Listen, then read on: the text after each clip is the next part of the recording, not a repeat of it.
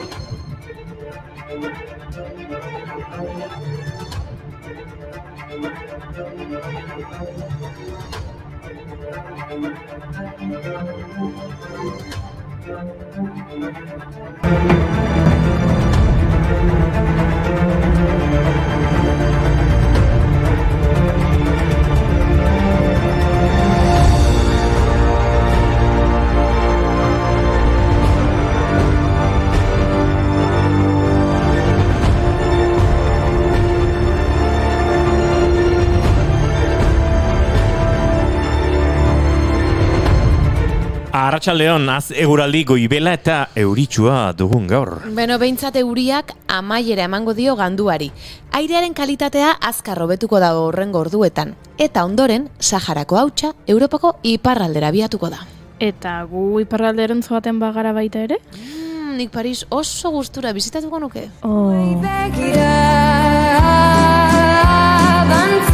Dantzan, musuen ondartzan Notre Dameko plazan. Dantzan, harimen balantzan Notre Dameko plazan. Hartu zaitut besotik, oso gertu nigandik, elkarrera mateko. 1901 martxoaren 17 egun handia izan zen Parisen. Lehen aldez, Vincent van Gogh margolariaren 71 lan ikusgai jarri zituzten. Bernheim Jeun galerian, 11 urte lehenago hil zen artista, ospea ezagutu gabe, baina erakusketa hau izan zen Van Goghen arrakastaren hasiera. Egiten duen isla. Vincent van Gogh, margolari postimpresionista herber eta ospetsua izan zen, hamarkada bakarrean 2100 artelan inguru, 2100 artelan inguru egin zituen, haien artean 800 eta 60 oleo margolan. Gehiengoak bere bizitzako azken 2 urteetan margotu zituen. Bere bizitzako pertsona nagusietako bat, Teo anaia gaztea izan zen. Parisko arte saltzailea, laguntza etengabea eman ziona. Haien arteko adiskidetasun handia, 1862ko abuztutik trukatu zituzten gutun ugarietan dokumentatuta dago. Van Goghen 800 gutunetatik 650 inguru Teorentzat izan ziren. Gutun horietan, askotan, Van Goghek musikari buruz hitz egiten zuen. Berlioz eta Wagnerren musika guretzat izan dena pinturarekin egin ahalko banu, bihotz atsekabetuentzako arte kontsolagarria.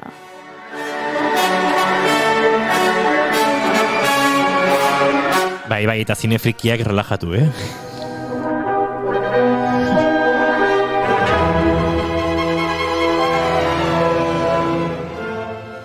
Txikitatik azaldu zuen Van Goghek musikarekiko zaletasuna.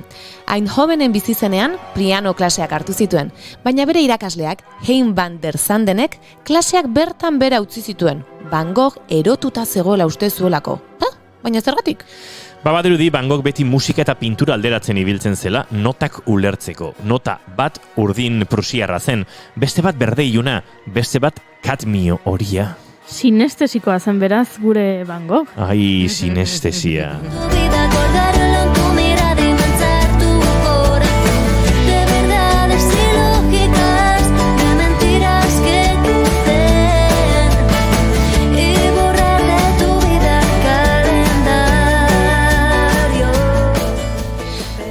Ez da harritzekoa, Neri Van Goghen artelanek musika iradokitzen didate.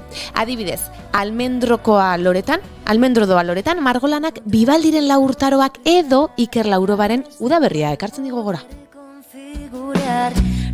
Garizaia beleekin margolanak niri Benito Lertxundiren eta Euskadiko Orkestra Sinfonikoaren itzaltzuko bardoa gogoratzen dit. Gau izartxua lanarekin, etzakiten izarri eskorra edo Mikel Laboaren izarren hautsa. Edo Olat Salvadorren eraman azazu bururatzen zaizkit.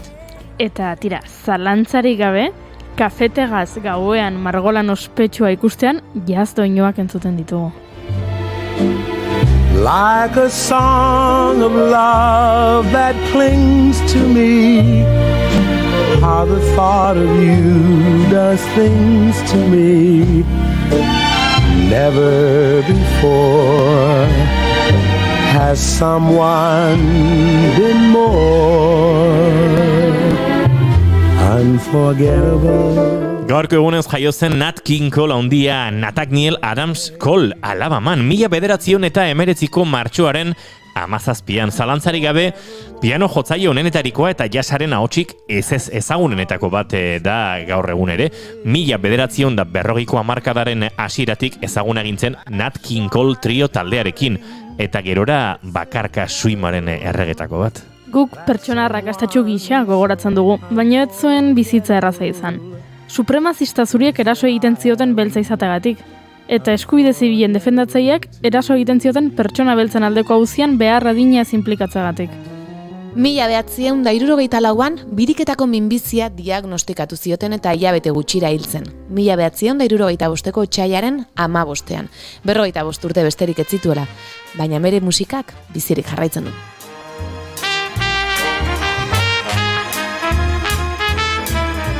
L is for the way you look at me.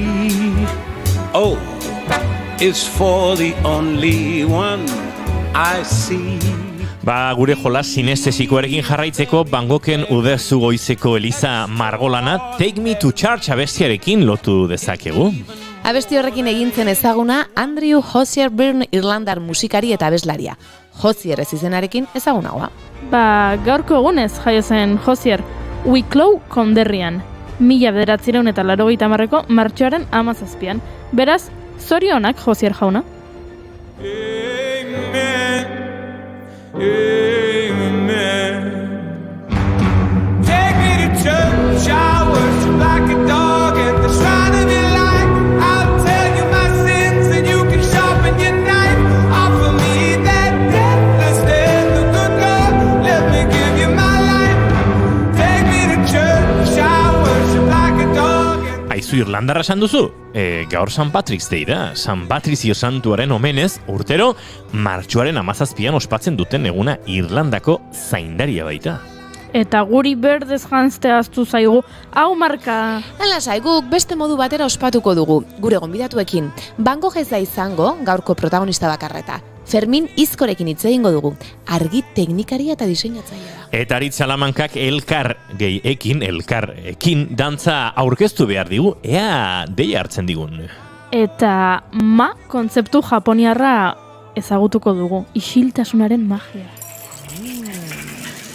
Paris ederra da, baina itzuli gaitezen gure laborategira. Ni hasteko prest nago. Baita ni ere, gaur martxoak 17 ditu, eta osteguna da. Ongi etorri guztioi, bigarren kafera!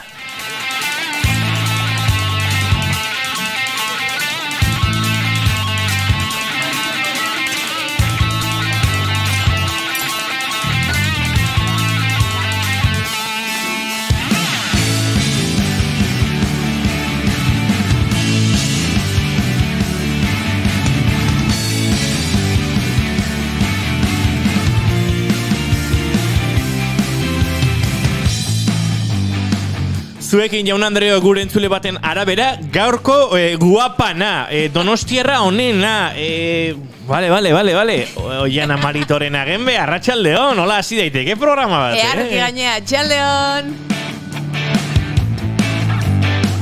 Blue Teamen ordezkarietako bat, egun berdez ez urdinez etorri gara gaur, Goiuri ez eiz arandia, arratsaldeon! Arratsaldeon! Eta gorka gore guaposko gaude urdinez, ez uste dezuzuk. Jakina! Izketan ari zaizuen hau Blue Teamen bestea edo Inigo Asensio Elurbide. Gaur bigarren kafeak 360 ditu zenbaki superpolita da ze. 360 gradutan munduari buelta ematen zaio, 360 gradutan inguratzen zaituen guztia ikusteko aukera daukazu. 360 graduko bira bat eman ezkero, leku berdinen zara. 9:10 dira, gaur martxoak 17 ditu eta hemen txegara guztuekin gozatzeko. Ongi etorri, bigarren kafera.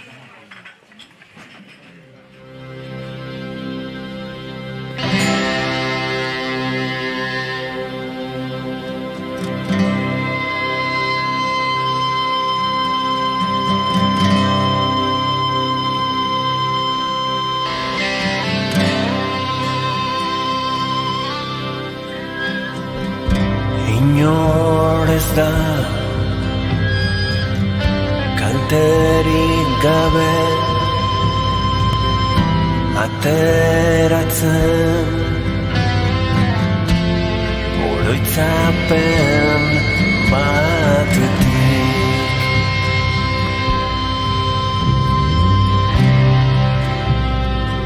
Arratsaleko 4:11 eta kantu eder honekin abiatuko dugu gaurko saioa, hain zuzen ere, Doniñorrez taldeak Sastraka Maleza diskoa kaleratu zuelako duela astebete eskas, eta diskorri irekiera lana edo kantu honek egiten dio, disko horren irekiera lana kantu honek egiten du.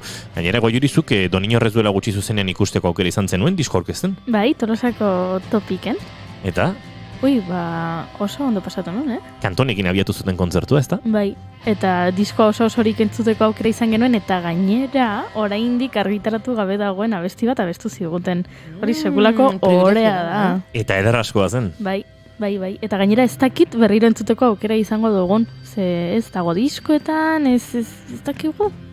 Bueno, gauzaiek egiten dute bizitza berezi, ez? Eta kontzertuetara, eta antzokietara, eta edozein kulturgunetara joateko beharra eta estimulu hortik topatzen dugu. Aizue, gero Iruñara bidean izango gara, gaur esan da bezala Ferminizkorekin izango garelako, bera argiztatzaile eta diseinatzailea da, baina bide batez botako dizuegu plana urrengo asteetarako, ze Iruñako Ziudadelako mistoen eraikinean, lehen solairuan, Sastraka Maleza erakusketa izango da. Eta bertan, Peio Lizarralden hitzetatik abiatu, Jose Ignacio Agorretaren ilustrazio marrazkiekin, artelanekin jarraitu, Imanol Ubedaren musika tarteko, Imanol Raioren argazki eta zinemagintza dena nahastu, zinema zuzendari bat, musikari bat, margolari bat eta idazle bat elkartu, eta aspaldi guk primizian bota genizuen bazetorrela zerbait, Imanol Ubedak horrela gaur bezalako segun batean 4 gutxiagotan bota zuen bideo bat, hainbaten WhatsAppera botako zuen, eta hortxe izu ima, baino hau orkesteko deituko dizugu, eta ezin dute zer kontatu, baino bideoa sartu nahi baduzue, baino ezin dute zer kontatu, eta sorpresotxo badata, bale, alaxe kontatu genuen, ze izangote daudena, eta hau dena, erakusketa zoragarria zen. Erein editorialaren kolaborazio izan du, ze bere argitalpen proiektuare, liburuaren argitalpenarekin batera garatu zuten, Sastraka Maleza izenburuarekin, eta bertan esan da bezala. Peio Lizarralderen 12 testu biltzen dituen liburukia da, euskaraz eta gaztelaniaz, testu horretan inspiratutako 27 kuadroren erreprodukzioa, Imanol Ubedak konposatutako 12 abesti osatutako diskoa, eta Imanol Raioren 36 argazki eta lagungarri egiteko sortutako soinu banda duen CD-a. Ikaragarrizko plana, bihar estrenatuko da, gaur tartetxo batean aritu gara, Uxue Errazkin, Erein editorialeko buruarekin eta editorarekin, eta kontatu digu proiektu erraldoia zela, horrekin zaudela buru belarri, baina datorren astean hartuko dugu tartetxo bat Uxue Errazkinekin aritzeko, horren eta beste publikatu berri dituzten hainbat lanen inguruan, eta esan da bezala, hortxe duzue plan zoragarria, Iruña inguruan, baina ondoren beste euskal hiriburutan ere izango den proiektu hontaz gozatzeko Sastraka Maleza, eta guk hemendik soinua transmititzeko aukera daukagunez, hementxe Imanol Ubedak kaleratutako edo Doniñorrezek kaleratutako diskonen bigarren kantua.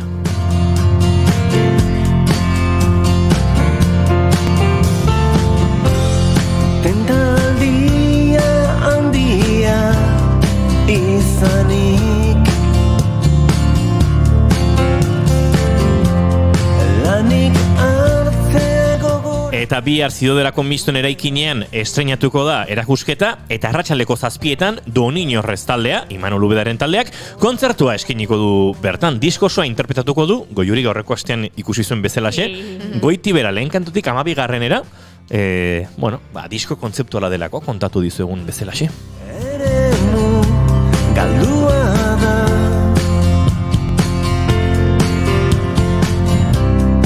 eremu galdua da, edo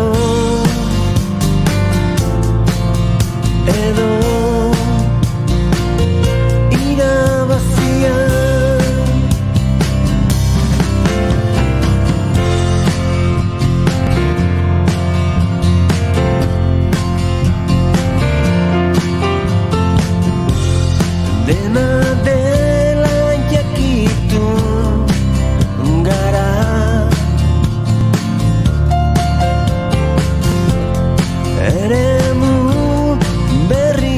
Arratsaleko 4:06 eta guk egunero bezala gure maite dut elkarbanatu behar dugu zuekin dagoneko entzule batek ere bota digu berea. Gorkak egunero bezala Fidel bere maite dut alarazi digulako gure txatean. Nire gaurko maite duta da, ni bai, Gorka garai baten nola murgildu nintzan euskera eta euskaldun berria naizen da euskera ikasi, bertxotan hasi, irratin, eta orain gai jartzaile ze ona naiz. Gora zu Gorka, handia zea. Aizu eta sarreran entzun dugu zatitxo bat, nik kantu honek gogoak utzi dizkitor barruan eta... At a funeral, knows everybody's disapproval. Eta honekin jarraituko dugu gure maite dutekin, Oiana Maritorena. Ken bezein da zure maite duta? Jo, hau, atzetik entzun da, ez dakit esan behar nuen esango dudan, ze gaina abestia datorkit gogora, nik Sergei Polunin dantzariaren dokumental bat ikusi dut, bera ezagutu nuen zinemaldian, bera ere nahiko polemikua da, eta torrez ezkia gauza asko, baina bueno, maite dutera joko dut. Maite duta, eta uste dut biak nastuko ditu dala, maite duta eta maite dut eza. Maite dut elkartasuna, eta azken aldian badago ez, elkartasun handia ikusten ari gara, Ukrainiako herritarrekin, errefuxiatuekin, baina egia esan aldi berean ideia neri oso kontrajarria jartzen zaizkit, ze ikusten du hipokresia handia ere badagoela, ikusten dugula nire ustez behintzat maila ezberdinetako jendea edo ez, onartzen ditugula batzuk asko zerrazago beste batzuk baino, zer refuxiatu, gerra asko daude munduan zoritxarrez, eta urte asko eta luze daramaten asko, eta bertatik datozenei ez dizkiegu besoak, orain ikusten dugun bezala irikitzen, eta horrek amorru handia ematen dit.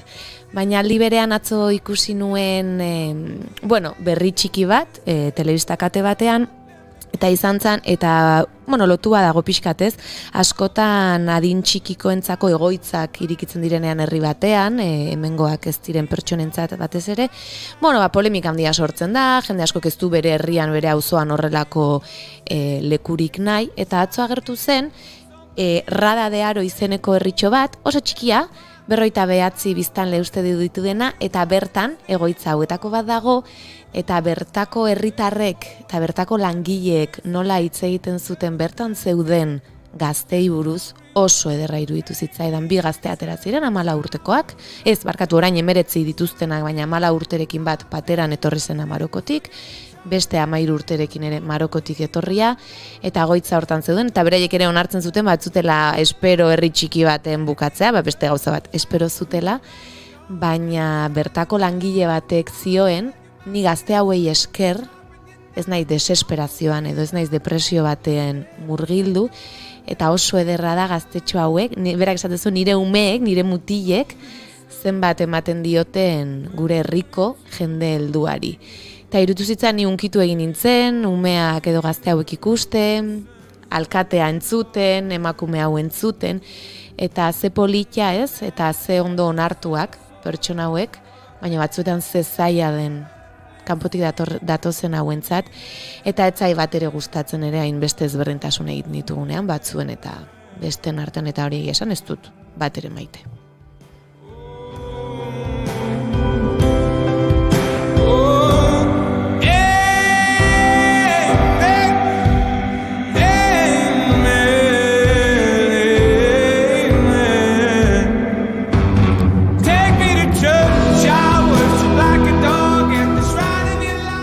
Nere maite dut ez da, pixkat Oiana jarraitako oinarri hoietatik, guda garaia hauetan bizi ditugun hipokresia eta desberdintasunen artean, eta hortik hemendik besarkada dialdu nahiko nioke Pablo Gonzálezen familiari, eta Pablo González berari naiz eta zoritxarrez bere inkomunikazioan ezingo duen gure besarkada virtualo jaso, ez da bere herrikideen manifestazioan transmititu dioten, nabarnizik egindako manifestazio hortan transmititu dioten goxotasun eta bere askatasun aldarrikapen horiekin guztiekin, horien berri izateko aukerarik izango ez duen arren, baina egia esan, Errusiako gobernuak eta Errusiako instituzioek eukiko balute 17 egunez, 18 egunez gaur dagoneko kartzelean, inkomunikazio egoera batean, asistentzia juridikorik gabe, haren ofiziozko abokatuak oraindik ez du komunikazioari jaso, ez dauke euren berri, bere abokatuak transmititu ditu ura bisitatzeko eta haren defentsa egiteko beharrezko dokumentuak kasurik ez ziote egin, eta Poloniako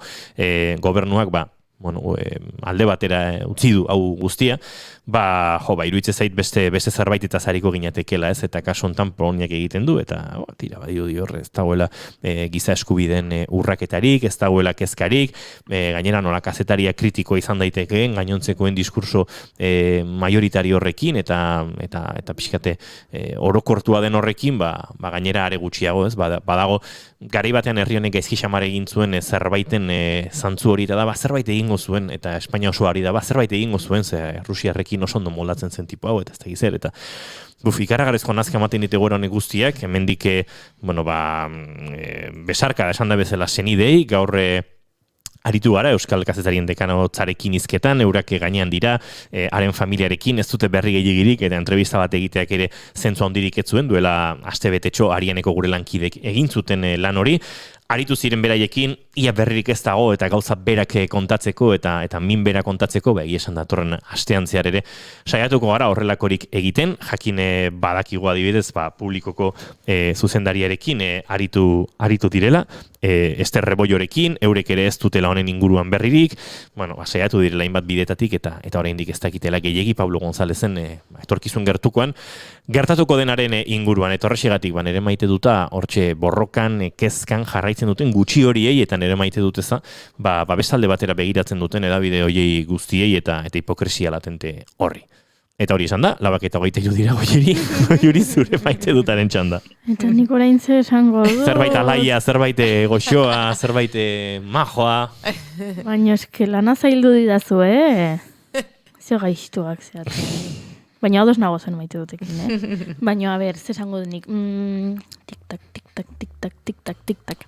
Begira, irakurri nuen goindala gutxi, maite mintzen garenean kamikaze bihurtzen garela. Eta oso polita iruditu zitzaidan, eta egun hortatik pentsatu dut, kamikaze izatea oso polita dela, ze bi aukera daude. Eta aukera bat da kamikaze izatea eta beste aukera bat da ez bizitzea. Beraz? Kamikazeak izango gara. Kamikazeak izango gara.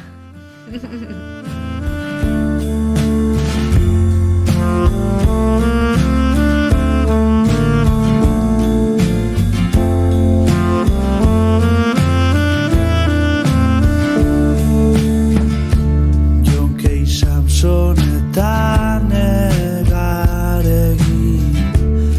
eta ez dakitzu zaren ala ez naizen ni, saiatu naizinez baina ezin.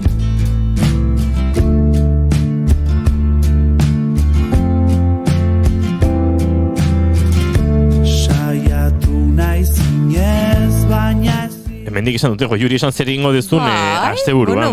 Nahi dezu kontatzea? Begira, ostiralean afalduko dut lagunekin eta jungo naiz Tolosan egingo duten bertso saio batera. Larun batean jungo naiz merkatu txiki batera eta gero lagunekin elkartuko naiz. Eta igandean Beizamako ostatuan bazkalduko dut.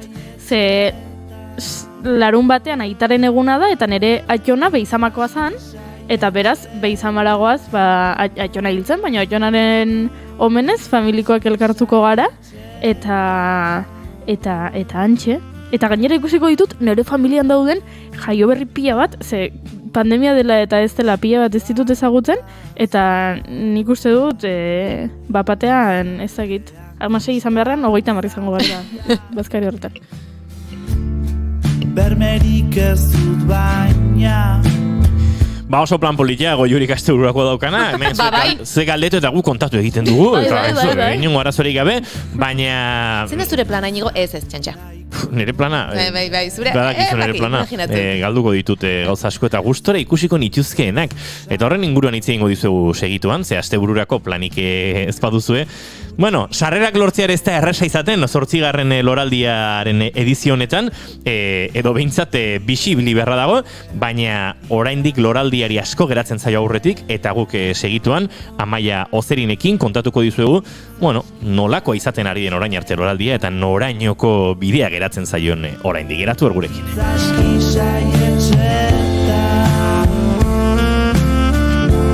Itzaski lasai etxetan.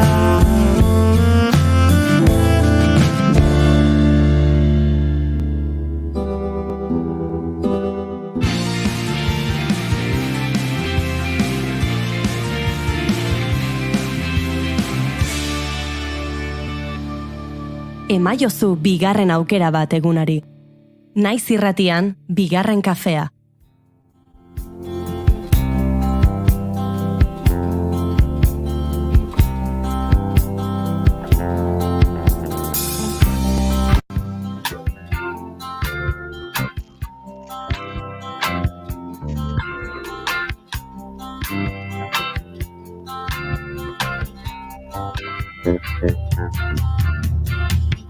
Fatu mene lagune, fadoa zintristean diote.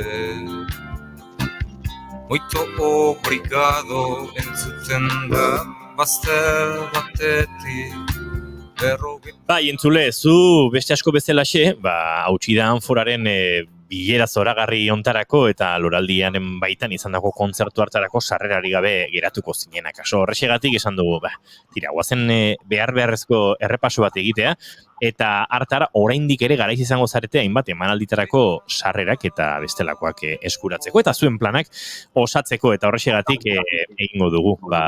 Bilbo ingurura begira da bota eta esan da bezala Amaia Ozerin gurekin dugu dagoeneko. Amaia Ozerin, arratsaldeon eta ongietorri berriro bigarren kafera. Arratsaldeon, eskerrik asko. Bueno, aipatu dugu hainbat emanalditan sarrerak agortu direla, jendea kultura gozez dabilela, eta ez da egit, askotan erabiltzen dugu metafora bezala, COVID eta pandemiaren ostean halako loraldi bat gertatzen ari dela kulturan, eta loraldiak, akaso metaloraldi bat egin du, ez? Loraldia bereziki loratuta dator, eta jendearen goze hortatik, ikaragarrizko arrakasta, jendetza, giroa, poza, denari da gertatzen. Bai, hori da, oso pozik gaude, gogoa geneukan aforoak berreskuratzeko, bai guk eta bai publikoak, nola ez, eta bai erantzuna ikusten ari da. Ostiralean hautsi da Anforarekin izan zala horrelako lehenengo ekintza handia, festivalaren barruan, ikusten zan jendea elkartzen zala, denbora pila zeramala elkarrekin egon gabe, ilusio asko zegoela berriro areto areto bete-bete baten energia hori elkarrekin bizitzeko, eta bueno, izan zan zoragarria bai.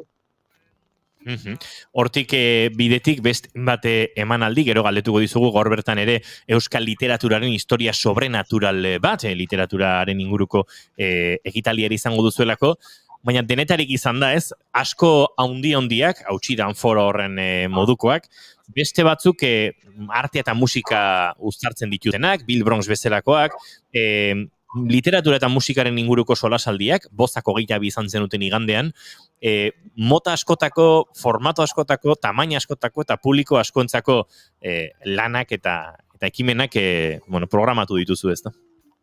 Bai, saiatzen gara uztarketa egiten. Uztarketa bai, dinozun bezala, publiko ezberdinentzako, disiplina anitzak, gusto guztietarako ekintzak proposatzea, eta aretoen artean ere, ekintza batzuek behar dute areto handi batera jotzea eta publiko kopuru gehiago sartzea, eta beste batzuk badira intimoagoak edo eta areto txiki batean gozatu daiteke nolabait esperientzia horren berezitasunaz baita ere, ez? Orduan bai, denetarik egiten du.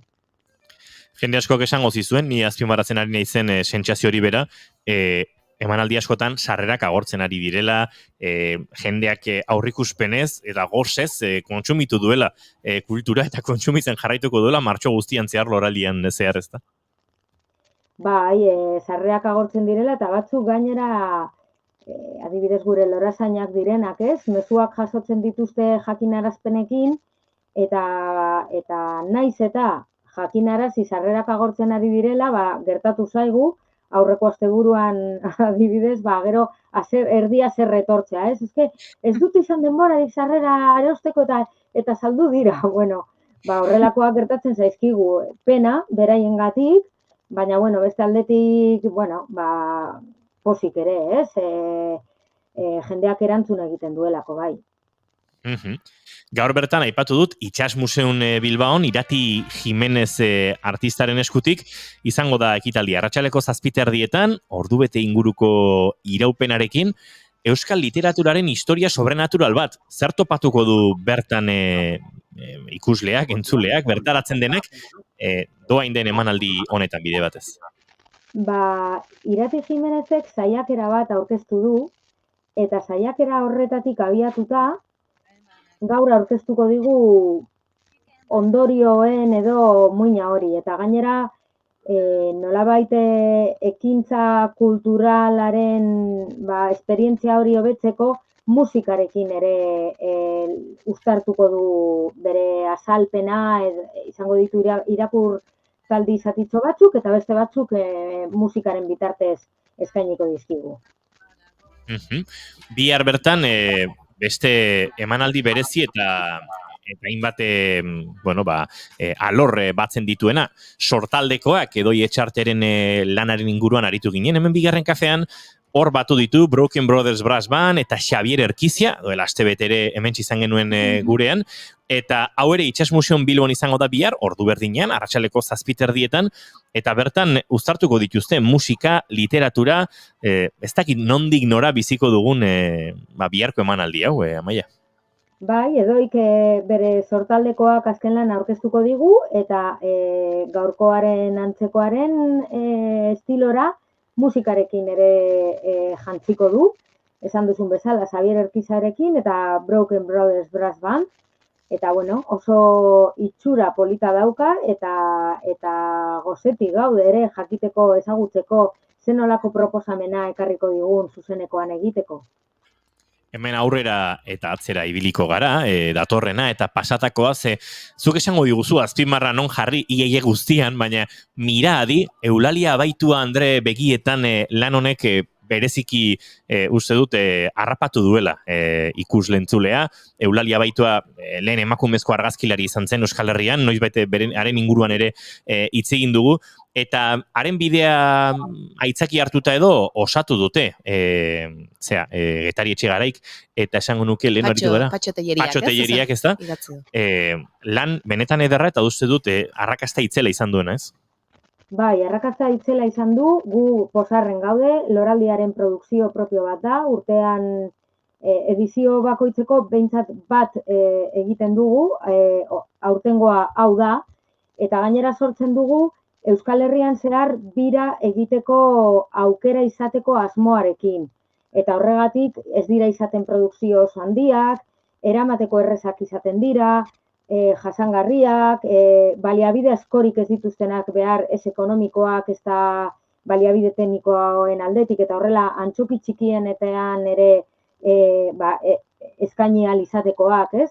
Eta kasu honetan diozuen moduan, fokoa jarri genuen aurten Eulalia Abaituaren figuran, orain arte hartu ditugun erreferenteen artean, emakumezkoa ez geneukalako landuta eta nahi genuen posible balitz bilbotarra izatea, eta zer esanik ez Eulaliak egin zuen ekarpenari, ez? Eta merezi zuen errekonozimendu honi buruz, ez?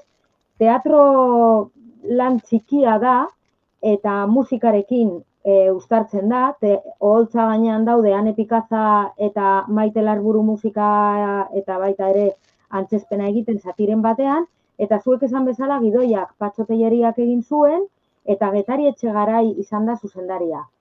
Eta beraiekin batera izan dugu beste osagai importante bat, zirela Eulaliaren argazkia. Guk nahi genuen obran zehar Eulaliaren lan itzel hori erakustea nolabait, ez? Baina baita ere lan horrek dramaturgiaren parte bat izatea. Eta nahi genuen modu berritzaile batean gainera erakustea, ez pasatzea argazkiak diapositibetan soilik, ez?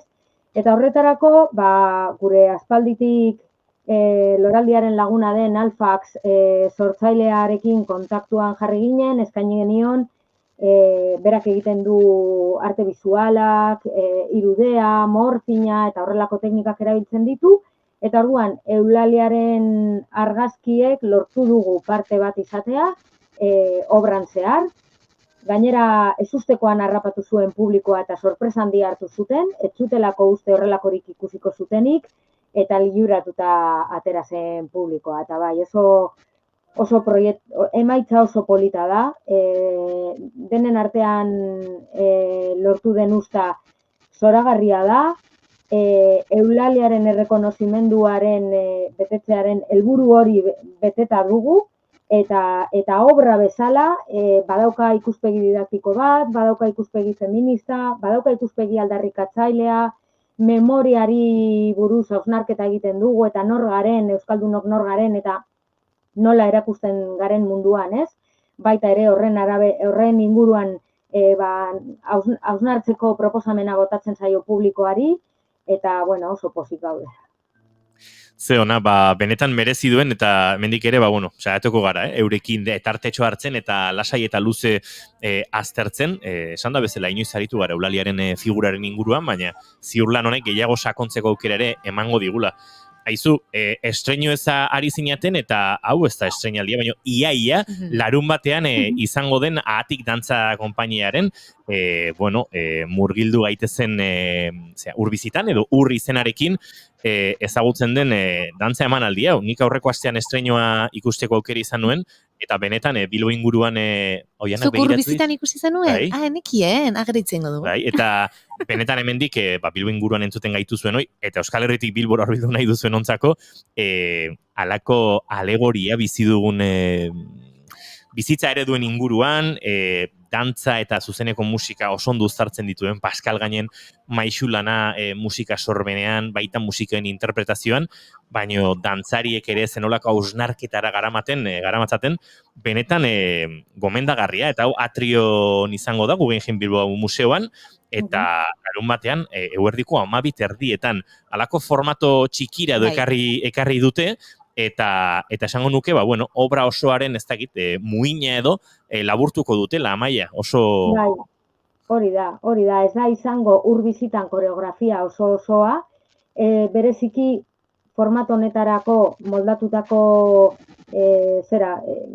doikuntza bat egin dute, eta zuek esan bezala hori museoaren atrioan eskainiko da, eta orduan, espazioak berak, hartzen du protagonismo berezi bat, ez?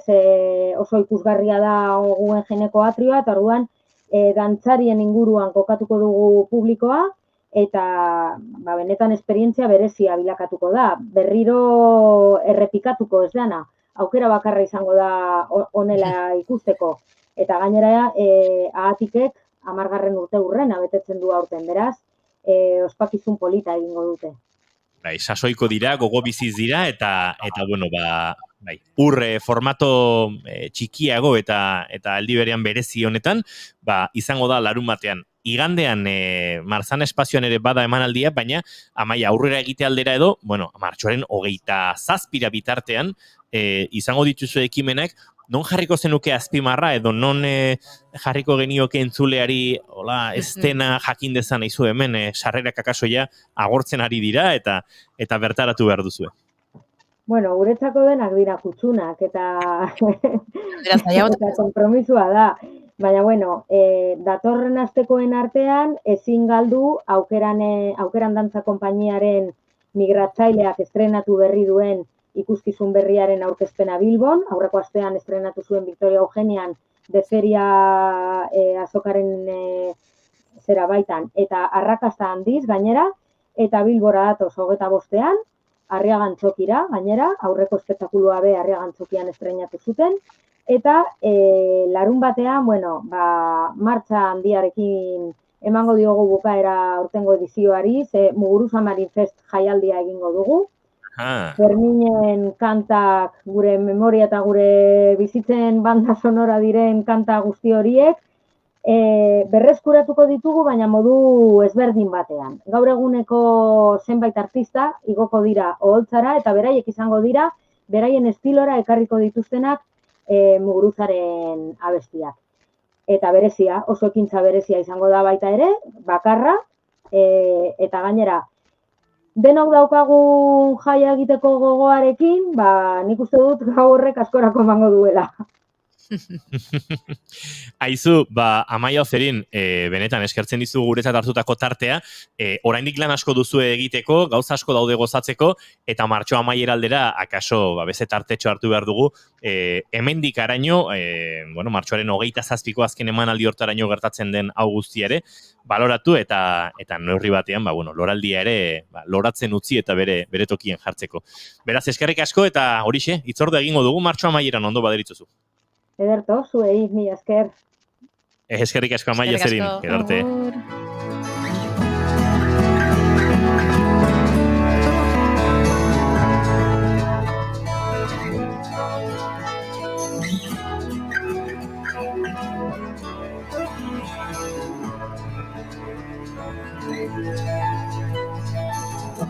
Ispilu zorro batzai. Petxiren inozuak ispilu bila kantu honekin egingo dugu aurrera, 4:42 minutu zuzenean zareten. Naiz irratiaren sintonien bigarren kafean, oraindik gauza mordoa gertatzeko, gaurko saioan eta segituan Goiuri Zeizarandiarekin irakasle lanetan jarriko dugu eta ikasi behar dugu zertxo bait. Kontatuko dizu orain zeri buruz.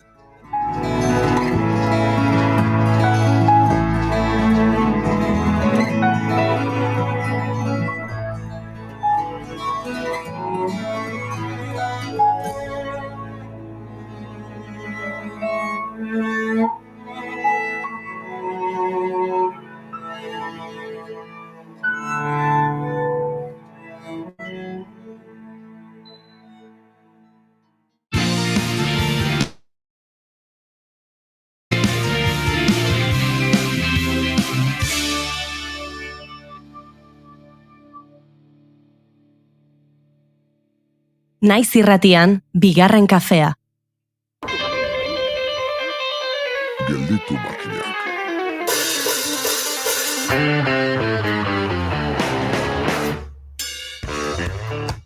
Aulkien jolasa oso metaforikoa da.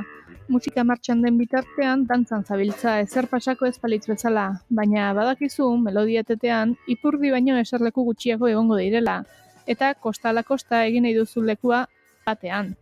Esertzea lortzen duzun bitartean hor konpon gainerakoak.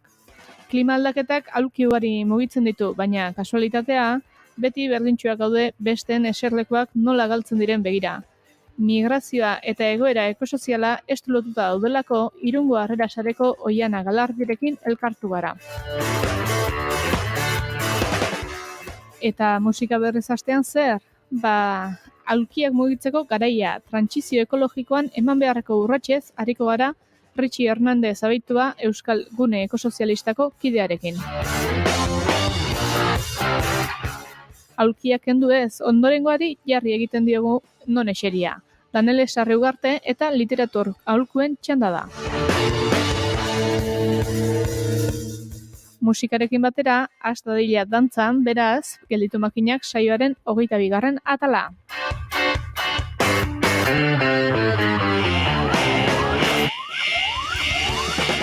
Jada entzun gai duzue gelditu makinakeko azken saioa, gure webgunean eta podcast plataformetan. Korrikak eta Naiz irratiak eginiko akordioari esker, 22. korrikako petoa Naiz irratiaren bidez eskuratu ahal izango duzu modu azkar eta erraz batean. Sartu Naiz irratiko webgunean eta egin klik bertan topatuko duzun bannerrean. Laguntza 5 euro. Dirua korrikarentzat izango da osorik. Naizeko arpideduna bazara, eskatu zure petoa martxoaren 9 jasotako e-mailaren bidez. Naiz irratia, entzun, hitz egin. Naiz irratia. Den aldiz Naiz irratiaren audentziak neurtuko dituela CIES inkestak, urratz garrantzitsua da, dagoeneko 2 urteko ibilbidea egin duen irrati honentzat. Asier Inigo, Naizeko marketing arduraduna gonbidatu dugu gurera.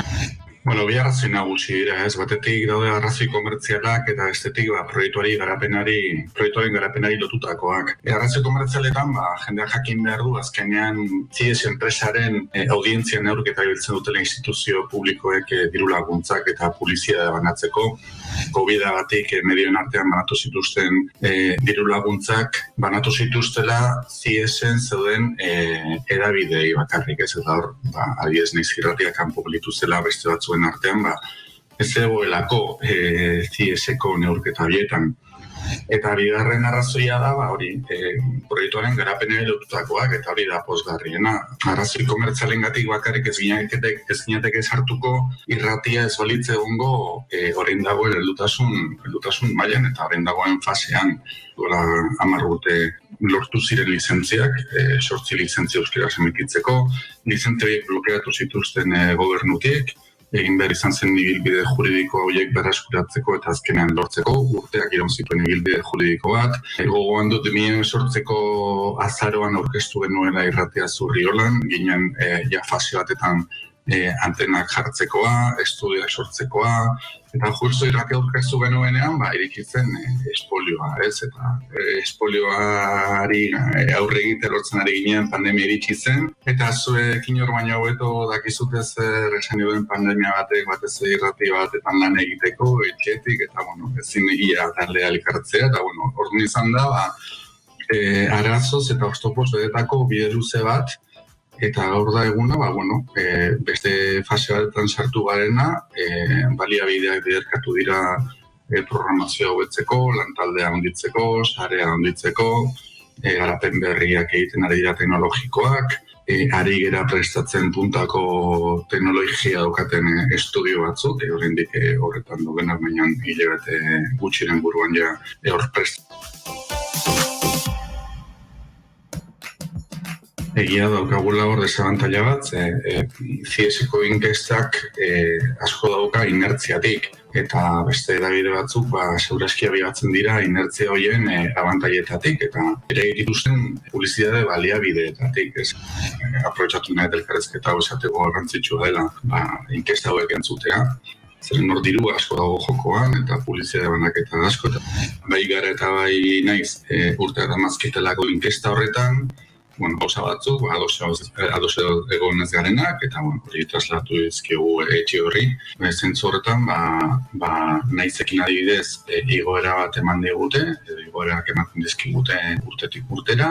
Gararen kasuan, hor badago estamenduan, ikusten delako paperaren salmentaren gainbera bat orokorra dena. Ikusi nahi dugu, ze emaitza ematen duen neurketa honek, eta ondoren egingo ditugu hainbarreko azterketak eta balorazioak animatu mundu guztia erantzutera eta parte hartzera, eta hori, esan duguna, guretzat garrantzitsua dela. Informazioaren aria, Naiz Irratian.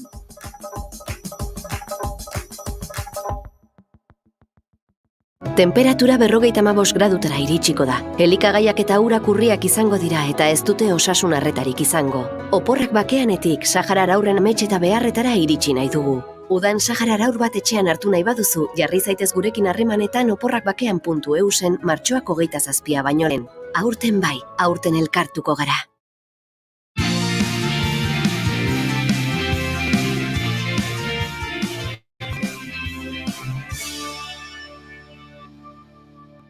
Bigarrenak ez direlako beti okerragoak. Bigarrenak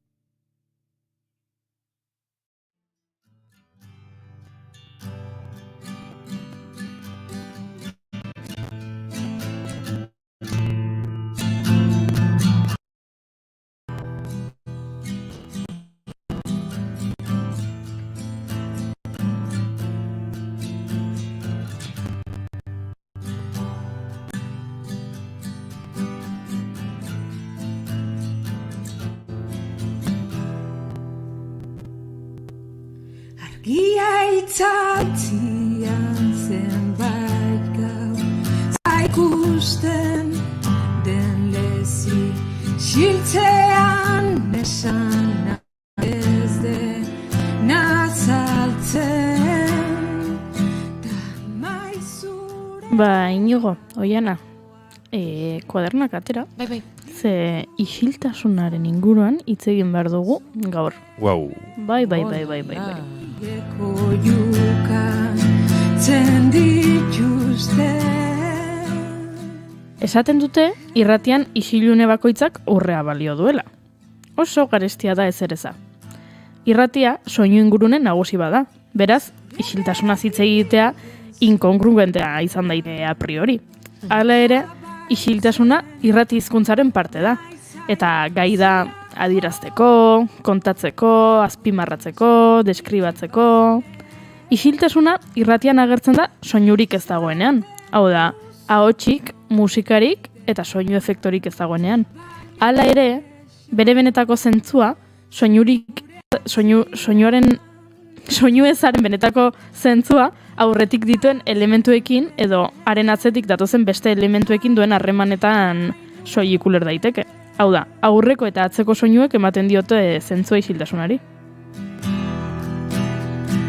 Jakin nahi nuke.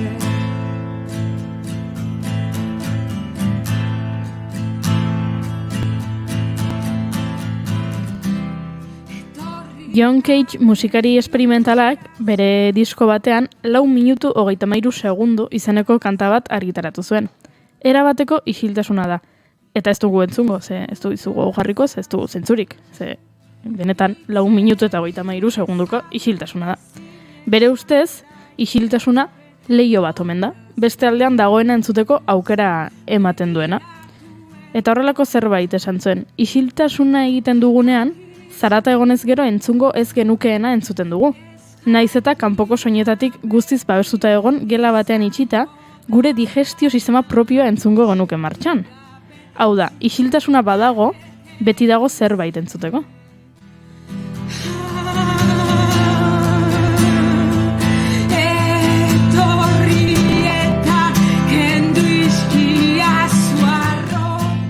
Abesti horren aurretik, beste abesti batzuk zituen diskoak, eta bestearen ondoren, beste egin beste. Irratian bezala, lehen aurreko eta ondorengo abesti horiek ematen baitzioten zentzua 4 minutuko abesti isil horri.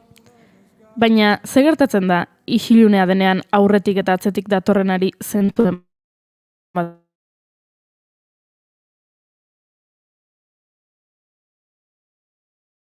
Japoniarrak dioena. Adibide batekin hobeto ulertuko duzu. Txaloak. Txaloari zentzua ematen diona da bi eskuzarteen arteko isiltasuna. Hau da, hau ez da txalo bat. Hau da zaplada bat, baina ez txaloa. Txaloak zentzua du, bi eskuak elkartzen direnean eta askatzen direnean, gertatzen den isilune horrek. Bestela txaloa ez da existitzen, isiltasunik gabe.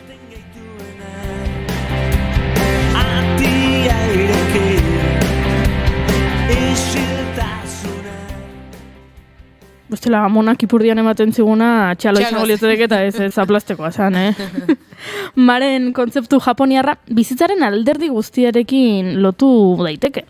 Denboran etenaldi bat bezala deskribatu izan dute. Espazioan tarte edo huts bat bezala. Bizitzak hasteko behar duen funtsezko denbora eta espazioa da. Denborarik ez badugu, gure espazioa mugatuta badago, ezin gara hasi. Printzipio horiek unibertsalak dira. Modu eraginkorrean aplikatzen direnean, pentsatzen dugun modu eta gure inguruarekin dugun harremana hobetzen baitute.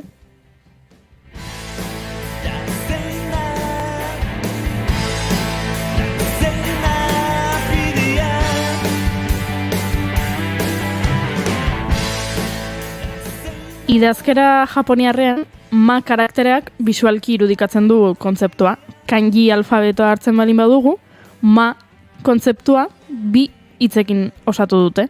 Ate eta eguzki hitzak uztartuz. Elkarrekin, bi hitz hauek pitzaduratik eguzkiaren argia pasatzen uzten duen ate bat irudikatzen dute.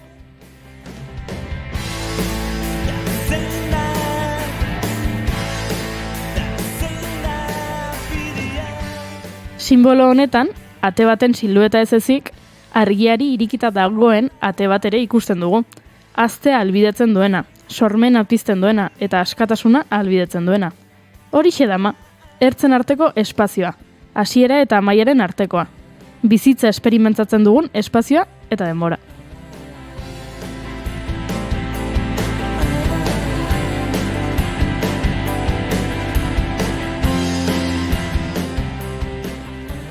Ma energiaz eta sentimentuz beteta dago. Isiltasuna da soinuaren aurrean, utxunea da gehiegikeriaren aurrean, hitz esanguretsuak transmititzeko beharrezkoa den une bateko hizketa etenaldia da. Musikak egiten dituen noten arteko isiltasuna. Maren premia dugu gure bizitzako alderdi eta egun guztietan.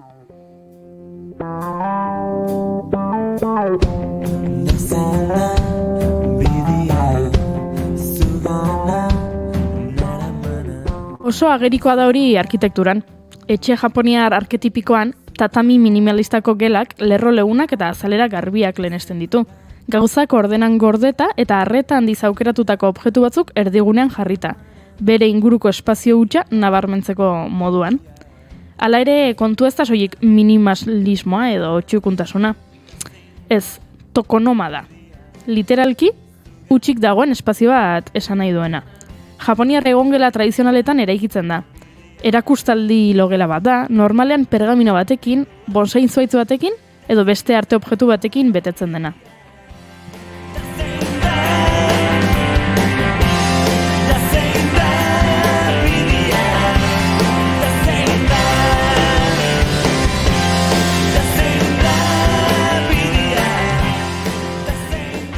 Zineman, Hayao Miyazaki animatzaile eta zuzendari japoniarra da Maren erregea.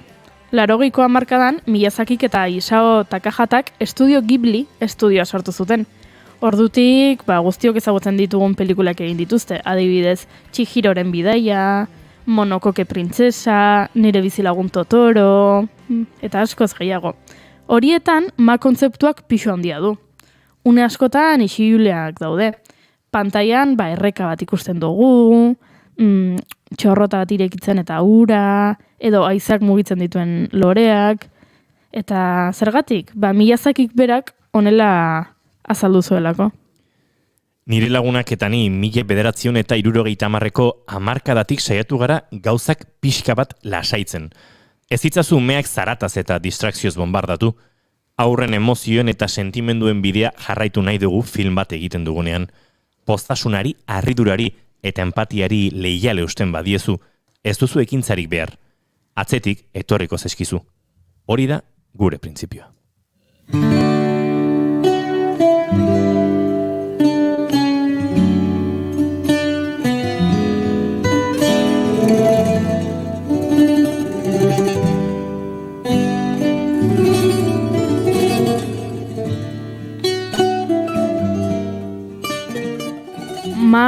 Estena baten utxunea da. Filmeko pertsonaiei zein publikoari arnasa ematen diena. Zartu ala denborak ies egiten diguneinean, orain arte egindakoari buruz hausnartzeko denbora hartzearen edertasuna oso garrantzitsua da. Film hauek hain magikoak izatea ere egiten duena, gure bizitzan ere har eta aplika daiteke. Bizitza ez da inoiz gutako askorentzat gelditzen, baina denok dugu isi gelditu eta hausnartzeko gaitasuna. Denok ikas dezakegu eta geure bizitzetan ere aplikatu dezakegu.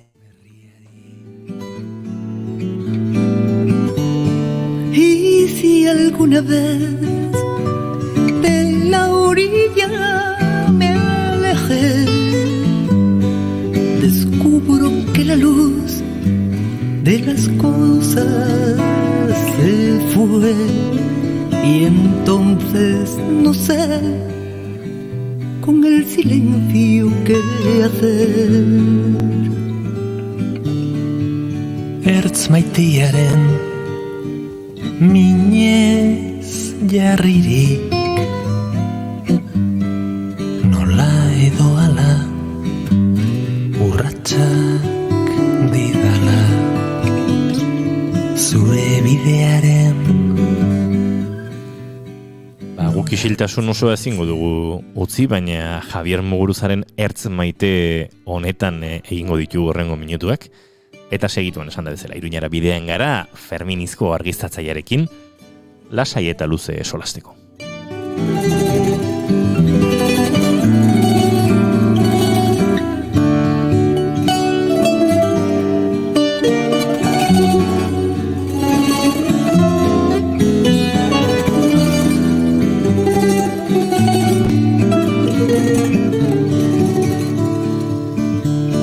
Siempre vivo yo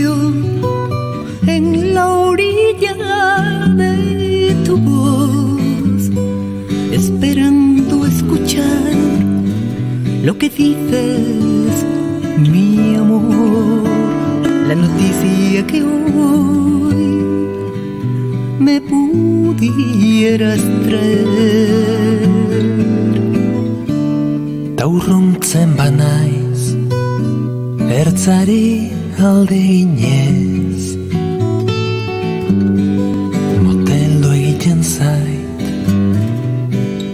gauzen argia, ez dakit zer egin,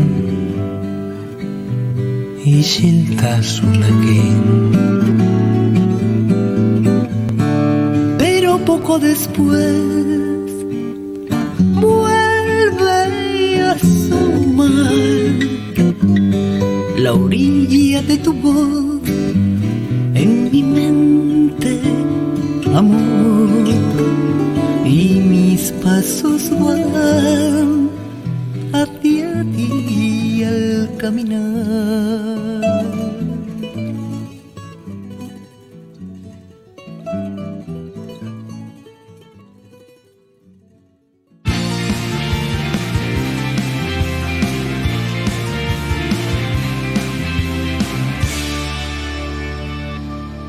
Keep calm and bigarren kafea.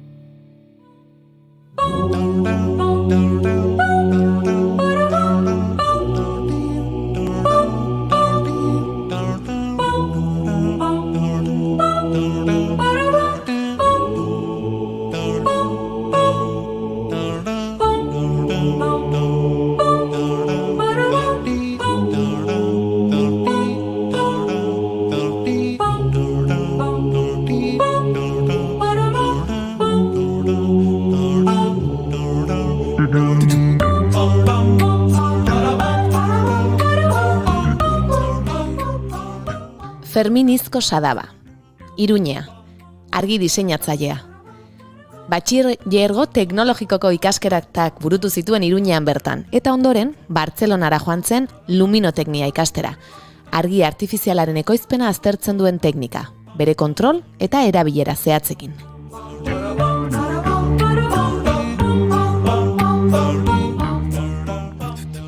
Ikasketak amaitu zituenetik, lan profesionalean arlo ezberdinetan aritu da. Hala nola, argi eta soinu teknikari, erregidore edota argi diseinatzaile. Denak uztartu ditu orain arte eta horretan dihardu.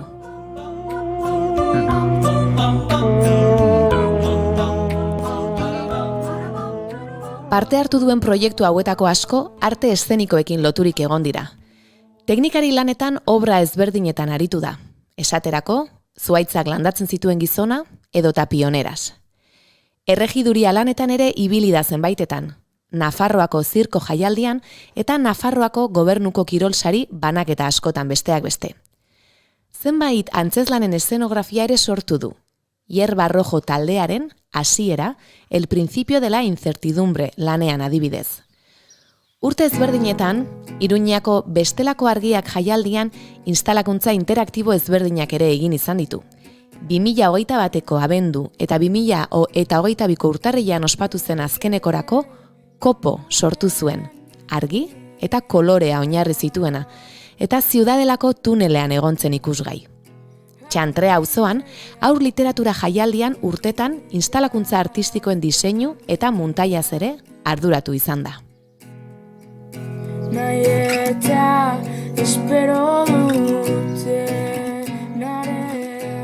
Aipaturiko honetaz guztiaz gain, lan askoren argi diseinu ez ere arduratzen da.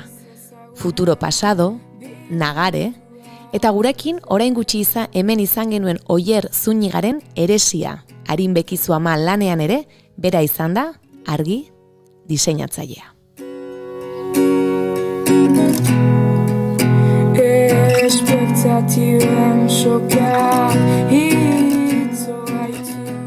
Gaurkoan argiekin jolasean arituko da gurean ere, beraz, ongi etorri, bigarren kafeko kafe utxera, Fermin Izko Sadaba. Eskerrik asko. Arratsaldeon. Arratsaldeon. Bueno, Fermin, lehen galdera elkarrizketa hauetan nik egiten dut, eta beti justifikatzen dut nire burua, galdera inozu xamarra egiten dudalako gero Oianak entrevista sendoago egin dezan. Baina galdera egiten hasi ginen, eta orain 360 programa daramatzagun honetan, ez dio galderari uko egingo. Kafezalea da Ferminizko edo ez da kafezalea? Bai, kafezalea naiz. Era bat. Oso, no, jakizu horrek Goiuri eta Oiana pixka bat zure kontra jarriko dituela, baina nik lagunduko dizute alde duan guztian entrevista honekin. Vale. Bueno, Fermin, niri pixka bat zure hasieretatik hastea gustatuko litzaidake. Ez dakit ez, askotan, hemen gonbidatu bezala izaten ditugu aktoreak, dantzariak, zuzendariak, eta askotan ez, noiz hasi zinen dantzan, edo noiz hasi zinen antzerkian, edo ez dakit zure kasuan, noiz erabaki ote zenuen luminoteknia ikastea? Bai. A ber, niri beti gustatu izan zaita antzerkia eta arte eszenikoen mundua orokorrean, bai. Txikitatik gurasoekin, arrebarekin askotan joaten ginen antzerkia ikustera, ikastolan ere estraskolar moduan antzerkia egin nuen, eta urteekin argi izan nuen mundu honekin erlazionatutako zerbaitetan ibili nahi nuela. Eta, bueno, interpretazioetatik haratago, badago honetan ibiltzerik, ez? Eta horretan nabil, edo saiatzen behintzat. Eta adibidez, aukeratu zenezakeen ez, interpretazioaz haratago jantziteria, estenografia ere zerbait egin duzu, baina zuk erabaki zenuen luminoteknia. Argiekin hor bazenuen zerbait edo, ez dakit? Bai, beti, argiaren munduak beti erakarri izan nau asko, ez? Eta bueno, teknikari mundua orokorrago bat ere, ez? Esan nahi dute beti ikusten duguna, edo publiko moduan ikusten dena, ez? Bada antzezleek egiten duten lana, baina atzean badago beste lan asko ere, eta hor ilunetan lan egiten dugun hoien gauzak ere asko gustatu izan zaizkit beti, ez? Ez dakit, zerbait teknikoagoa, ez? Aipatu duzu ez, iluntasunean zaudeten hoiek edo, eta joan nahiko nuke azken, ez dakit azken lanetakoa den, baina guk hemen izan genuen Oier Zúñiga duela gutxi, nik horrela izan nuen zure berri, eta pixka bat eresi arinbekizu ama lan horrek, berak aipatu zigun bezala, heriotzaren inguruko errituei buruz hitz egiten du. Ez dakit askotan egia da, heriotza lotzen dugula akaso topiko bat, baina iluntasun horrekin eta horrelakoak. Ez dakit nola izan den horrelako lan bat argiztatzea, edo nolako prozesua eraman duzuen? Bueno, prozesua berez nahiko erraza izan da, Oierrekin lan egitea oso erraza izan delako, ez? Oierrek niri gonbidapena luzatu zidanean nik ez nuen zalantzarik izan. Aspaldian nik ezagutzen dugulako elkar, eta nik asko jarraitzen dudan sortzaile bat delako, ez? Orduan baiezkoa eman nionean, berarekin hizketan, berak nahiko argi zeukan ere zer nahi zuen pieza honetarako, ez? Edo nondik joan beharko lirateken argiak. Berak, bere enkargua argia zen. Zerbait gordina eta simplea nahi zuen. Orduan nik entsaio bat ikustera joan nintzen, nahiko argi ikusi nuen, edo nahiko erraz ulertu nuen berak eskatzen ari zidana, eta proposamenak egiten hasi nitzaizkion, eta berak baiezkoa esan zidan guztiari. Eta, bueno, oso lan polita geratu zaigula uste dut, gordintasun hori lortu dugu, simpletasuna ez hainbeste, azkenean diseinatzen hasten zarenean, pues, hasten zara hor ez gauzak sartzen, eta bueno, baina ongi, pozik. Oierrekin kasunetan nola sortu duzun galdetu dizut eta erantzun duzu, eta holakoa izaten da normalean prozesua, hau da zu argi diseinatzaile bezala sartzen zarenean entsaio batera joan, zuzendariak pixka bat bere ideiak zurekin konpartitzen ditu eta ondoren zuk, edo beste modu bateko ere lanketak edo sorkuntzak egin izan dituzu? Normalean, eta nire kasuan behintzat, gehienetan horrela izan da. Osa, badaude lan egiteko beste modu batzuk ere, baina nire kasuan horrela izan da normalean. enkargua jasotzen duzunean, pixka bat zuzendariarekin edo zuzendariaren kontekstu berean sartzen saiatu, ez? Hitz egiten batez ere, eta montatzen ari dugun pieza horrekin nora heldu nahi dugun ulertu, eta argiak bide bat izan daitezen araño iristeko, ez? Saiatu. Normalean ere, niri lanean hasten tokatzen zaidanean entsaioetan ja badabil ibiltzen dira, ez? Orduan, nik nolabait aurre ikusi dezaket zer den montatzen ari dena, ezakit nola esan. Naizela paperaren gainean hasten lanean, ez? Nik ikusten dut ja zeo zer. Orduan, errezagoa izaten zait, behintzat niri, proposamenak ematen hastea, eta hori esan bezala, zuzendaritzarekin beti kontaktuan izatea, gauzak proposatu, frogatu, eta batzuetan borrokatzeko ere. Kosta zaizuola borrokatzia baten batian.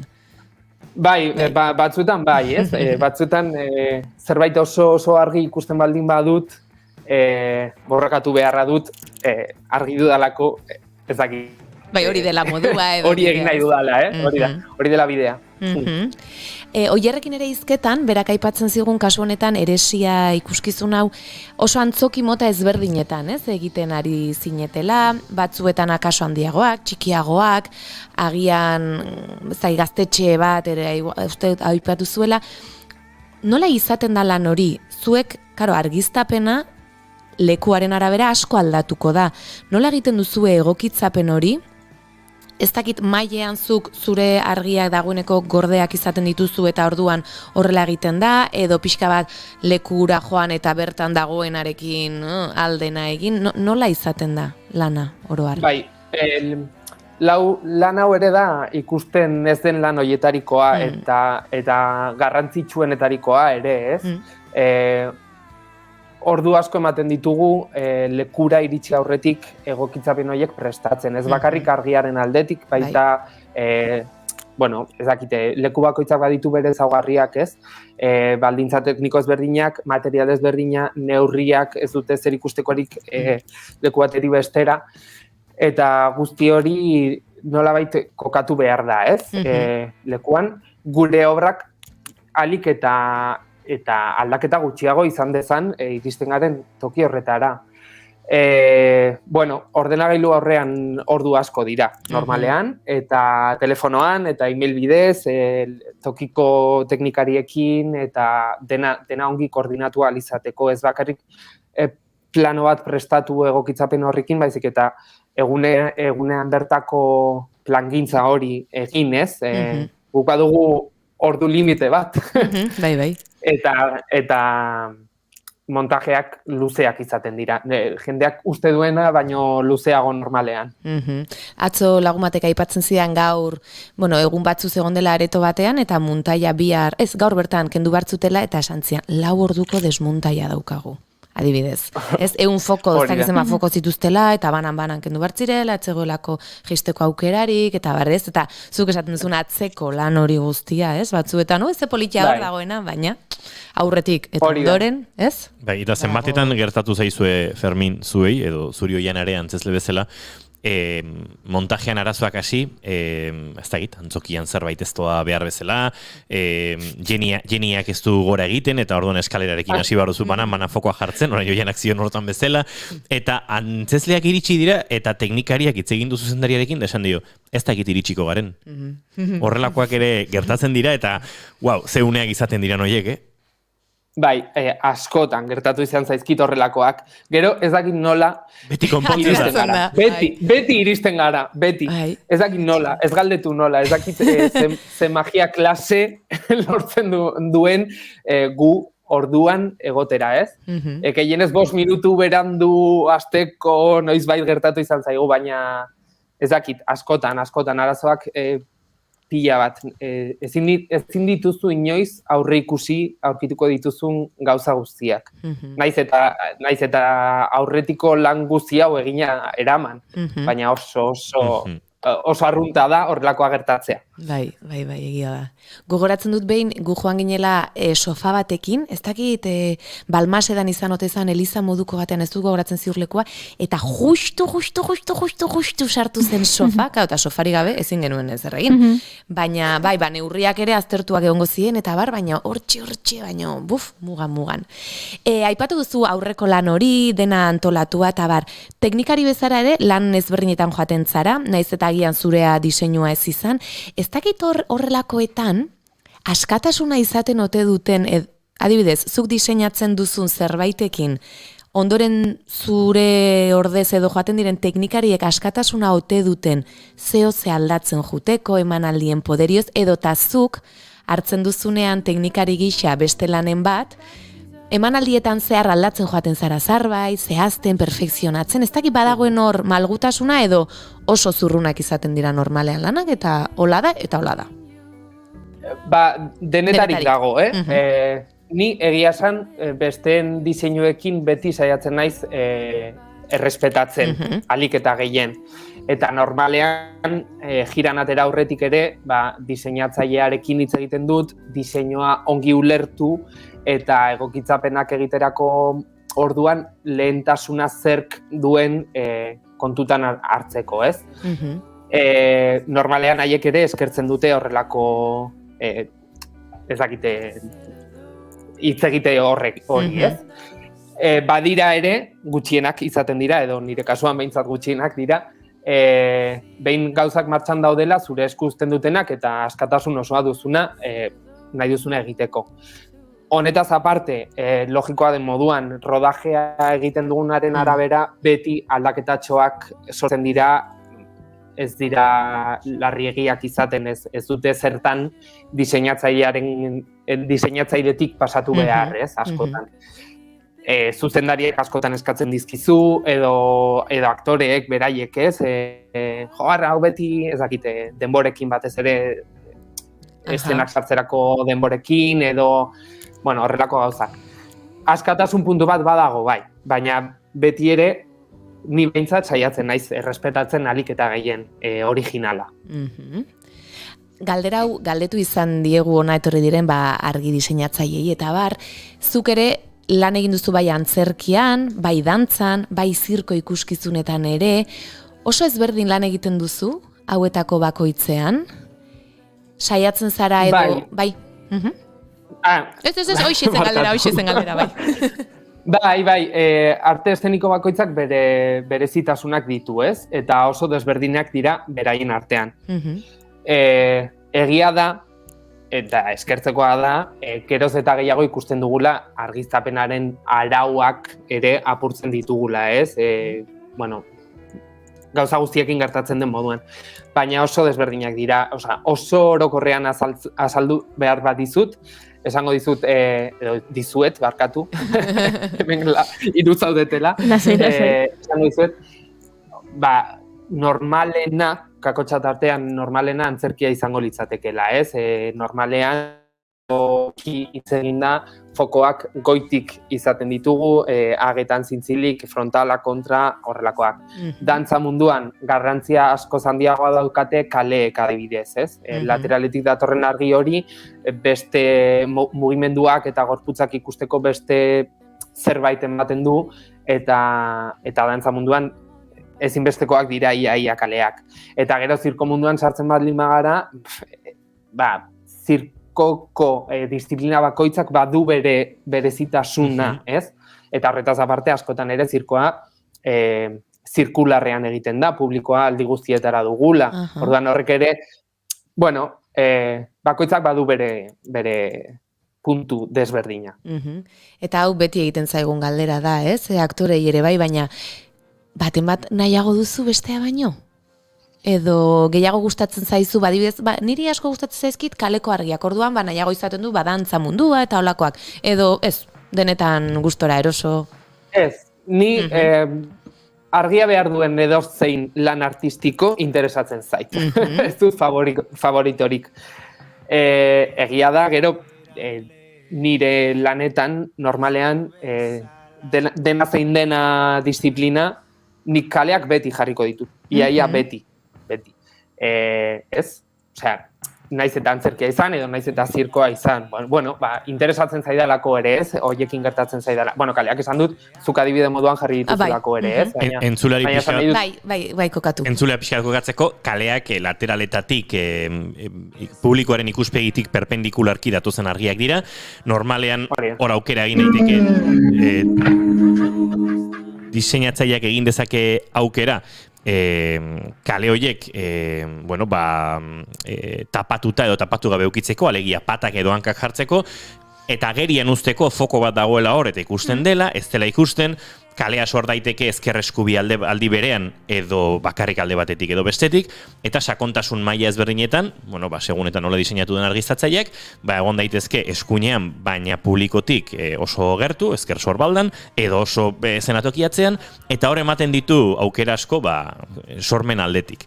Hori kokatuta, pixkat Fermin jarraitu, egia da, Oiana eta zu hasi zaretela esan entzule arrunta kakasomen, bai. Arrazoi ez hori ez, niri kaleen argia adibidez asko interesatzen zait. Eta gero, kandilejak deitzen ditugun horiek ere, lurretik datozen argiak, ez? Asko gustatzen zaizkit. Ez ditut gehiagi dabiltzen oso zailak dira saltzen. Horretan borrokatu egin beharko zenuke asko zuzendariarekin. Hori da. Baina, oso interesgarriak iruditzen zaizkit gertatzen diren gauzak horiekin, bai. Disiplina asko esan dituzu, zirkoa esan dugu, dantza, antzerkia, badago ez dakit ikuskizunen bat edo disiplinaren bat gustatuko litzaizukena argiztatzea eta kaso, ez dut aukera askorik izan edo gustatuko litzake ez dakit, naturan zerbait. Ez berez. Egia zan ez, ni etortzen zaizkian proiektu guztiei ongi etorria ematen diet, normalean horrelako proposamen ez hainoikoei ez diet ez esaten, beti reto moduan ez, edo zer gauza interesatzen zait. Baina ez dakit esaten zer faltako zitzaidan, ez? Ez dakit. Edo zein interesatzen zait, dena ongi dago. Iruñan ere parte hartu duzu askotan bestelako argiak jaialdiarekin, aipatu dut nik. Konta dezakezu pixkat zer den jaialdi hori, akaso batzuek ez dute ezagutuko, ni pertsonalki ez naiz sekula bertan izan. Konta iguzu pixkat zer den, eta zuk gero instalakuntza artistikoa adibidez kopo egintzen nuenean, zer den egintzen nuena, edo zer den instalakuntza artistiko hiekin edo egiten duzuna. Bai, jaialdia berez hasi zenean bideoarte jaialdi bat zen, ez? Iruñeko kaleetan aurkitzen zenituen proiekzioak, bideoarte proiekzioak. Eta duela 4 edizio, udaletxetik erabaki zuten Iruñeko Ziudadela Parkera zabaldu nahi zutela ere, eta bertan instalazio, argia protagonista duten instalazio artistikoak sortzera gomidatu ninduten, ni eta beste artista batzuk ere, niri egokitu zitzaizkidan Ziudadelara sartzeko dauden bitunelak, bituneletan lan egitea, eta bertan bi instalazio interaktibo moduko sortu genituen. 3 urtez berdinak jarri izan dira, eta urteen azkeneko ediziorako proposamen berri batekin etorri nintzen, iruditzen zaidelako ere, kontinuitate bat eman behar baldin badiogu lan honi, innovazioa ere interesgarria dela, ez? Ze azkenean egia da lehenengo urte horretan Ziudadela da oso jende asko pasatzen den toki bat da. Egunerokotasunean jendea hortik pasatzen da, ez duzu apropos joan behar parke horretara, baizik eta paso zonalde bat da, ez? Orduan, lehen urtean igoratzen dut oso jendea oso harrituta aurkitzen zituela horrelako gauzak, baina, klaro, 3. urtez berdina aurkitzen duzunean, grazia galtzen du pixka bat, ez? Orduan, aurten beste proposamen berri batzuk planteatu nituen, baiezkoa jaso nuen, eta hor montatu genituen, bi tuneletan, beste 2 instalazio berri, ere, pixkat interakzio gutxiagokoak, baina hau ere badator COVID-aren mundu honekin, ez? ezin dugu jendea denbora luzez tunel barruan mantendu, jendeak ezin ditu gauza gehiagik ukitu, eta baina, bueno, pozik ere jaialdi horretan egotearekin, gainera ni oso frikia naiz argi jaialdiekin, eta orduan aukera izatea batean nik ere nire instalazio propioak izatea horrelako jaialdi batetan, sekulako ilusioa da, ez? Eta espero dut oraindik ere datorzen urteetan mantentzea, claro. Fermin, zenbatera egiten duzuen sorkuntzan edo zure sorkuntzan teknologia garapenak? Alegia, zu argi tradizionalaren oso zale zara, PC, rekorte eta par eta lanpara tradizionalen eta inkandesentziaren zale zara, edo ematen dizu esparru bat, ez dakit, argi mugikorrei, bestelako lurrun, laino, makinei, sortu diren gauza berri hori guztiei, beste angulo batzutan lan egiten duten argiei, eta... Bai, ni tradizionalaren fana totala naiz, bale? Antzerki munduan behintzat, inkandesentziak ematen dizuna, ez dizu ledak ematen, bat ere. Gauza bakoitzak badu bere tokia ere, esan nahi dut. Nik pionera zen adibidez, orain jiran abilen produkzio hauetako batetan, LED pila bat erabiltzen dugu, eta oso ongi dago, eta justifikatuta dago, eta oso polita geratzen da. Baina nik erabakitzeko aukera baldin badut, sortzerako momentuan, beti inkandeszentzia, eta beti ere kea. Kea oso garrantzitsua da, keri gabe ez dago argirik. Osea, oso garrantzitsua iruditzen zait, bai. Eta gero, claro, LED mundua ere garatzen doan heinean, geroz eta produktu hobeak ditugu, eta igual erosten hasiko nintzateke, ez? Material hori erabili behar izatea. Baina momentuz dagoenarekin ni nahiago konbentzionala.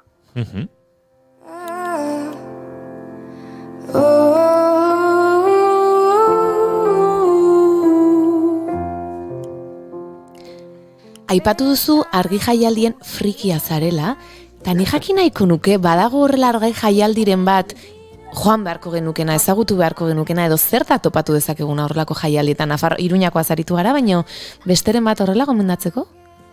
Bai, nik uste Europan garrantzitsuenetarikoa Lyonen dagoela, Frantzian, abenduan egiten dute beti, eta derrigorrezkoa da joatea.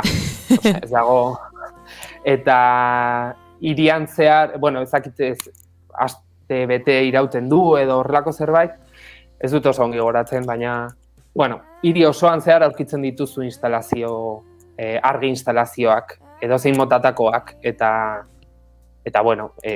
niretzat oso ezakite esperientzia polita izan zen, behin egon naiz, gero askotan egon naiz Barcelonan adibidez ere egiten da, BCN Jum jaialdia, otsaila inguruan, jaialdi mota berdina dira, eta, ezakit, museo batetara joango zinake bezala da, baina kalean aurkitzen dituzu horrelako argi pieza artistikoak, ez? Ezakit nola esan. Eta, eta gauzak, gauza oso harrigarriak aurkitzen dituzu ere, ez?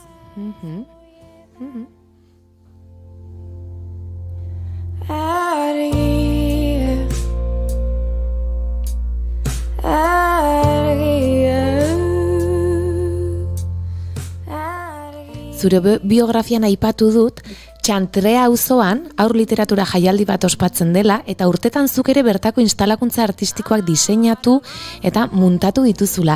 Ez dakit zergatik berexia egin zait, ez dakit egokituta dagoen edo instalakuntza hauek aurrekin zerikusia duten oso desberdinak ote diren bat ziudadelan egin izan dituzun hoiekin, edo ez dakit berezia iruditu zait hori? Bai, nahiko desberdinak dira, kasu honetan ere, errazak izan dira egiten enkarguak izan direlako, ez? Nik ez dut hainbeste pentsatu behar izan. Orduan, bi urtez egindako jaialdi bat da, Brif Rapruf jaialdia, Txantrean kontalariak elkarteak antolatzen duena, eta beraiek egin zidaten enkargua, nik bi instalazio egin izan ditut, bat nola da, Munduaren Parkean jarritako txoritxoen etxetxo batzuk dira, zuk aurretik pasatzen zarenean sensore batekin aktibatzen direnak eta historia bat kontatzen dutenak, ez? Oso gauza bitxia eta polita izan. Eta gero, instalazio handiago bat,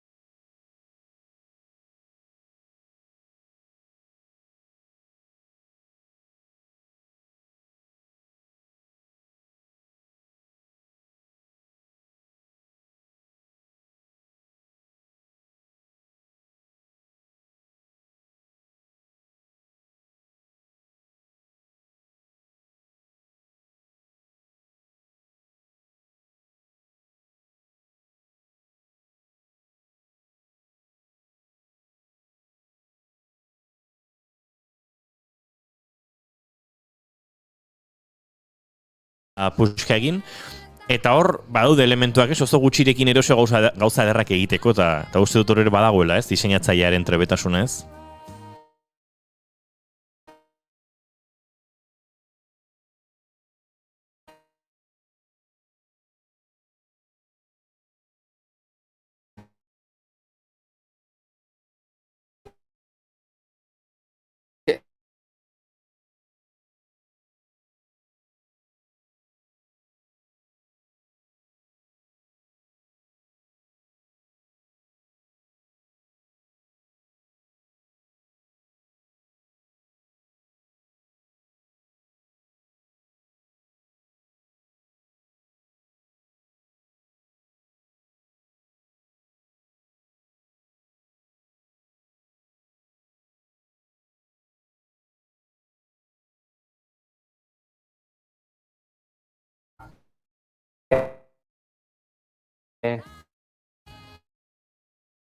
Hietan ongi moldatzen gara.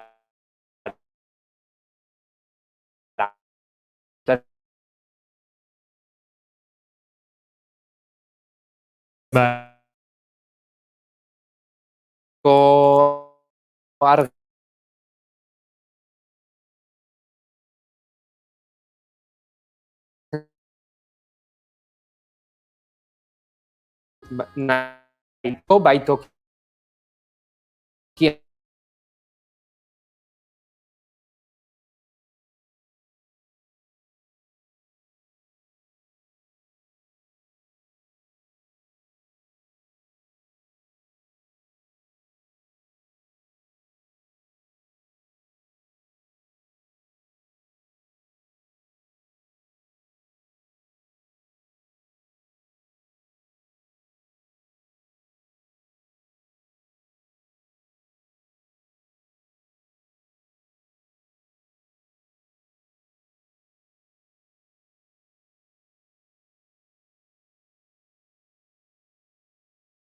Ni ez nago oso jarrita laban, edo laba inguru horretan, berez ez dut oraindik denborarik izan txikiera kafetegia bizitatzeko, bai? Baina, bueno, kultura sustatzen duen edozein ekimen gauza honak besterik ez dituela karriko uste dut, ez? Eta, bueno, gainera, gire euskaldunean baldin bada, ba askoz hobe. Baina egia da nik ez dudala aukerarik izan oraindik beraiei hurbiltzeko, ez? Eta, baina, bueno, oso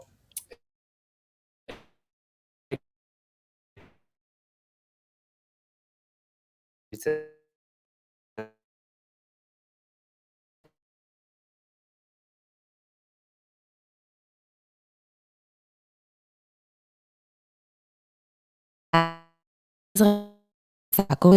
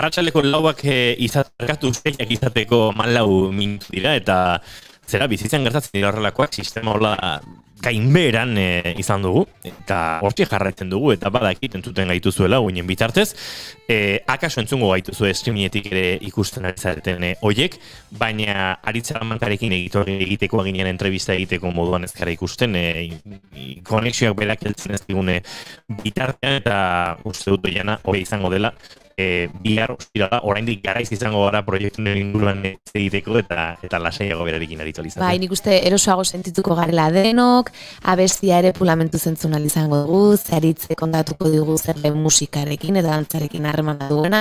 Beraz, nik uste bihar egun politxa izan daitela horretarako. Bai, jendeari dagoeneko jendea pixka xaxatu dugu. Aritz Salamancaren plana zer da? Jende mordo dantatzea? Hoxe, bai, holaxe, erronka. Erraz, bai, 50 eta 60 herri ingurutan egin omen nahi dute igandean, eta berdinitan dena osotua omen dute, beraz,